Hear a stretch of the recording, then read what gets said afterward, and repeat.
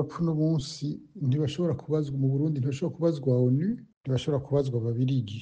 Abarundi bahunze uno munsi ibihumbi amajana, abari mu mabohero ibihumbi, abatotezwa, abo bose babazwa leta y'u Burundi irongowe na Perezida Evariste Ndayishimiye. Bishoboka ko adusigurira ko ibibazo biri mu Burundi uno munsi, ubu bukene turimo mu Burundi, amaganya ari mu Burundi, ko yobazwa ONU, yobazwa ababirigi. Oya, abazwa leta y'u Burundi y'uno munsi, kuko niyo ibikora. Leta y'uno munsi niyo yica, niyo yangaza abantu, ifunga abantu, n'abaciriwe imanza zigahera bakagumayo.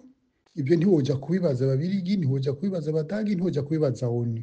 Iyo byakomotse twese turabizi, guteranya abantu twese turabizi ko byakomotse kuri abo bakoroni, kandi ntibabikoze mu Burundi gusa, babikoze no mu bihugu byose aho baciye hose. Kubera iki ibindi bihugu bimwe bimwe mu byo duturanye bifise abayobozi bagerageza kurengera ibyo bintu, bakunga abantu babo, bagatahana abantu babo, bagateza imbere ibihugu byabo? Kuki twe tugifise abayobozi baguma bavuga ngo ni ugusubira inyuma mu myaka ijana iheze, ngo n'ibibazo biri, ngo keretse ngo nize kudufasha? Ntawe nizodufasha kuva mu bibazo turimo, nta babirigi bazodufasha kuva mu bibazo turimo.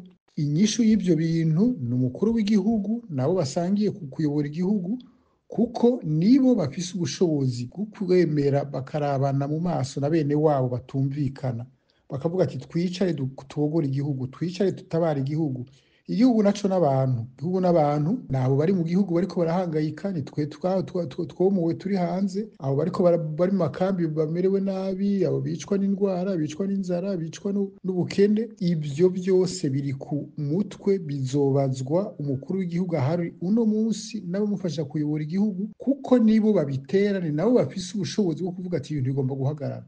Nta kuburanirwa rero uno munsi n'ababirigi n'ONU n'abadage, ejo n'abanyarwanda bagira badutere, ubutare bw'u Burundi buja mu Rwanda, ibintu bitagira ifatiro namba. Igihugu kibazwa umukuru w'igihugu, nabo bafatanya kukiyobora. Ibibazo biri mu Burundi birashobora gutora inyishu, kuko naho nejo hahise hari ibibazo, ntitwari bwageraho igihugu gitabagana nk'uko kimeze uno munsi. Rero inyishu, nyakubahwa umukuru w'igihugu, hamagara bene wanyu muganire kugira ngo ibibazo bya twese si by'umwe, si bya babiri, si bya CNDD-FDD, si by'umukuru w'igihugu, ni bya twese Abarundi, kuko tuko turahangayika twese. kandi ibi bibazo bizobagagira ko ingaruka mwebwe n'umuryango wanyu na bagenzi banyu, nabo mwibaze ngo muri kumwe mu byo muriko murakora, kuko igihugu kiguma cononekara. Niko ejo Abarundi nibabikura bizobagendera nabi. Nyabona gerageza mwemere, mwicare, muganire na bene wanyu, kugira ngo tuje twava muri ibi bintu, tubivemo turi bazima twese, kandi dufise iteka mu gihugu cacu. Nta kamaro ko guta umwikomo ku bandi, ku babizanye n'ibicyoya. Uno munsi wo gutora inyishu z'ibibazo, tureke kuba abantu ba mbere bakennye ku isi, tureke kuba abantu ba mbere batagira umuyaga nkuba ku isi, abantu batagira amizero yo kuramba ku isi. Ivyo ntibishoboka. Iyo ni responsabilité y'abayoboye igihugu no munsi. Nitwaba turi igihugu ca mbere mu bukene, ni ukuvuga ko turi igihugu ca nyuma mu bayoboye ibihugu ku isi, kuko abayoboye ibihugu nibo babiteza imbere cyangwa nibo batuma bidatera imbere.